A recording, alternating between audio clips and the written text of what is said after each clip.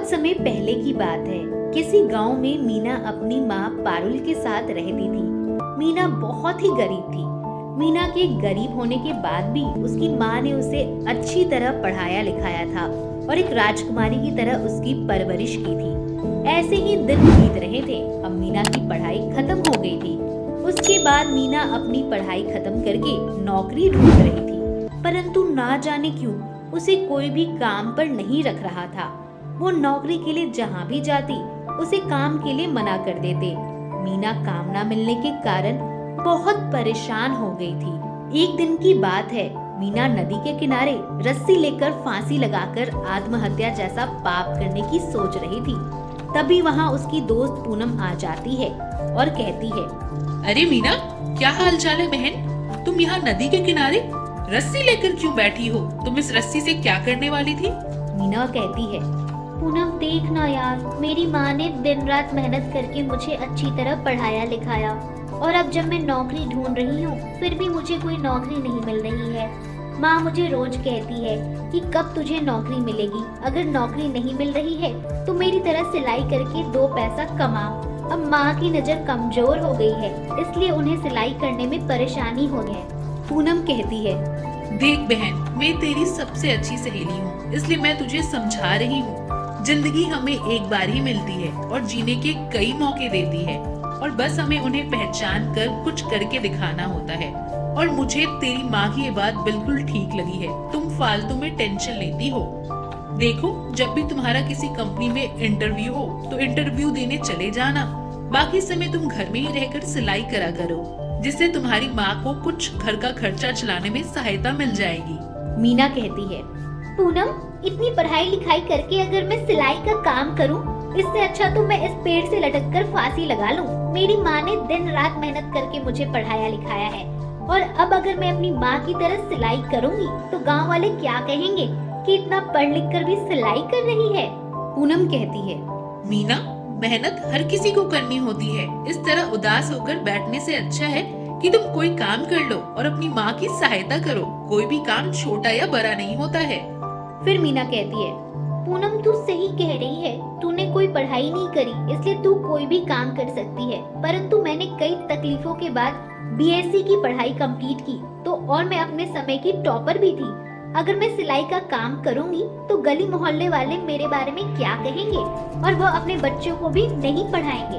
पूनम कहती है, सही कहा तुमने मीना, मैं पढ़ी लिखी नहीं हूँ ना, लेकिन मेरे घर के हालात खराब है इसलिए मैं पढ़ाई नहीं कर पाई। और हाँ, काम की बात करें तो देख, आज मेरे पास खुद का छोटा सा घर है और उसमें अपने परिवार के साथ रहती हूँ। अब सब तुम्हारे हाथ में है, तुम्हें आगे चलकर क्या करना है। इसी तरह खाली समय बिताना है या फिर अपनी बूढ़ी माँ की सहायता करनी है। मीना कहती है, पूनम मुझे माफ कर दे बहन, मैंने तुझे कितना गलत समझा। तुमने मुझे कितना अच्छा समझाया, मेरी सहायता करी। अब मैं काम करके अपनी माँ की सहायता करूंगी और साथ ही साथ जॉब के लिए अप्लाई भी करूंगी। पूनम मीना की सबसे अच्छी और पक्की सहेली थी। चाहे कुछ भी हो जाए, परंतु कोई भी उनकी दोस्ती में दरार नहीं डाल पाता था। पूनम हमेशा मीना की सहायता करती रहती थी ताकि मीना अपने मन की ऊंचाइयों को छू पाए और अपने सपने पूरे कर सके। इसलिए आज उसने मीना के मन को बदलकर एक नया जीवन का पाठ पढ़ाया था ताकि वो निराशा की गहराइयों में ना फंस जाए। अब मीना घर जाकर अपनी माँ से कहती है, माँ, मैं आज से सिलाई करूंगी और आपकी सहायता भी करूंगी। मीना सिलाई करना जानती थी क्योंकि उसकी माँ बचपन से उसके सामने सिलाई करती थी, जिसे देख देख कर मीना सिलाई करना सीख गई थी। मीना की बात सुनकर उसकी माँ उससे कहती है, अच्छा तो चल, मैं तुझे सिलाई मशीन दिलवा देती हूँ। लेकिन माँ, हमारे पास तो एक सिलाई मशीन है ना। बेटी, मैं घर में खाली बैठकर क्या करूँगी? दोनों सिलाई करेंगे तो घर में ज्यादा पैसे आएंगे और फिर मुझे तेरी शादी भी तो करनी है। इस तरह अगले दिन से मीना सिलाई का काम करने लगती है और साथ ही साथ जॉब ढूंढने का भी काम करती है। कुछ महीने ऐसे ही बीत जाते हैं। एक दिन मीना सिलाई के लिए कपड़ा लेने बाजार गई थी कि तभी उसके बगल में खड़ी औरत का फोन बजता है। हाँ दीदी, बोलो क्या काम था? उस औरत ने फोन स्पीकर पर रखा हुआ था। औरत की बहन कहती है, निधि, हमें केक का बहुत बड़ा ऑर्डर मिला है। इसके लिए हमें बहुत सारे लोगों की आवश्यकता होगी और हाँ, हमें इस काम को संभालने के लिए मैनेजर भी चाहिए जो हमारे केक के बिजनेस को मार्केट में अच्छी तरह फैला सके। औरत कहती है, ठीक है दीदी, मैं घर जाकर किसी को देखती हूँ। अभी तुम्हें मार्केट से सामान लेने आई हुई थी। औरत फोन काट देती है। तभी मीना कहती है, मैडम, क्या आप केक बनाने का काम करती हो? हाँ बहन, हमारा एक छोटा सा बिजनेस है जिसे हम कुछ महिलाओं के साथ मिलकर काम करते हैं।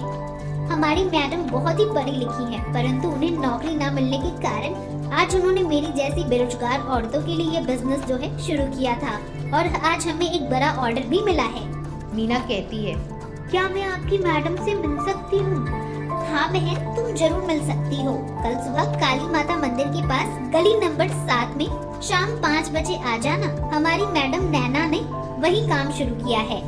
अगले दिन मीना नैना से मिलने जाती है। वहाँ जाकर मीना नैना को देखते ही चौंक जाती है क्योंकि नैना मीना की कक्षा की सबसे होशियार लड़की थी। मीना कहती है, नैना, तुम यहाँ क्या कर रही हो और तुम केक बनाती हो क्या? नैना कहती है, हाँ मीना बहन, क्या करूँ, इतनी पढ़ाई लिखाई के बाद भी नौकरी ही नहीं मिल रही थी। हम जैसी कई सारे लड़के और लड़कियां हैं जो काम न मिलने के कारण आत्महत्या कर लेते हैं या फिर उदास होकर बैठ जाते हैं।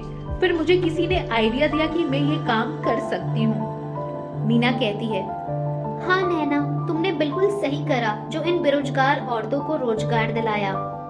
नैना कहती है, मीना, तुमने भी तो मेरी तरह बीएससी किया है, क्या तुम हमारे साथ मिलकर काम करना चाहोगी? मीना कहती है, हाँ नैना, वैसे भी मुझे जॉब नहीं मिल रही थी, मैं तुम्हारे साथ काम करने के लिए तैयार हूँ। उस दिन के बाद मीना कुछ औरतों की सहायता से अलग अलग तरह के केक बनवाती है और नैना उस काम को संभालने के लिए मैनेजर बन जाती है। धीरे धीरे करके उनका काम इतना ज्यादा चलने लगता है कि औरतों की कमी होने लगी। लेकिन नैना और मीना वहीं पर नहीं रुके। उन्होंने काम को आगे बढ़ाने के लिए अपनी केक की फैक्ट्री खोली और अपने गांव में ही खोली। उस दिन के बाद गांव हो या शहर, अब हर किसी को उन्हीं के हाथ का केक पसंद आने लगा और उस दिन के बाद उनका काम अच्छी तरह चलने लगा। उसके बाद मीना अपनी माँ पारुल के साथ हंसी खुशी रहने लगी।